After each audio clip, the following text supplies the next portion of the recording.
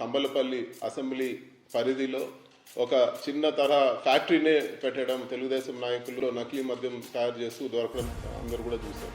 తెలుగుదేశం నాయకులకి అసలు దాని గురించి ఏం మాట్లాడాలని కూడా అర్థం కాని పరిస్థితి అందరూ కూడా చూస్తున్నాము. జవాబు చెప్పేది పోయి ఎవరైతే తంబలపల్లి నియోజకవర్గంలో తెలుగుదేశం ఎమ్మెల్యే అభ్యర్థిగా పోటీ చేస్తాడో పట్టుబడడం జరిగింది, జయచంద్రారెడ్డి అని చెప్పి. ఇమ్మీడియట్గా వాళ్ళ తప్పులన్నీ కూడా ఎదుటి వాళ్ళపై నెపమేసే విధంగా ఈరోజు నేను అఫీషియల్ తెలుగుదేశం ట్విట్టర్ హ్యాండిల్లో వాళ్ళు ఈ పెద్దిరెడ్డి కోర్టు వైసీపీ నుంచి వచ్చాడు ఈ జయచంద్రారెడ్డి అని చెప్పి ఈరోజు పెట్టడం జరిగింది. ఎదుటి వాళ్ళపైన చెప్పే ప్రయత్నం చేస్తూ ఉన్నారు.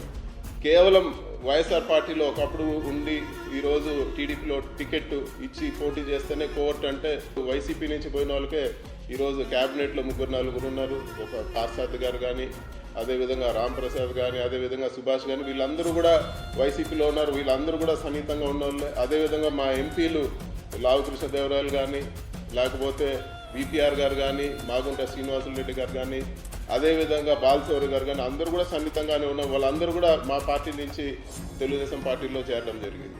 మరి వీళ్ళందరూ కూడా కోవట్లా అని చెప్పి కూడా నేను అడుగుతా ఉన్నాను. ఇవన్నీ కూడా ప్రజలు గమనిస్తూ ఉన్నారు. ప్రజలకు మీరు జవాబు చెప్పాల్సిన అవసరం ఉంది.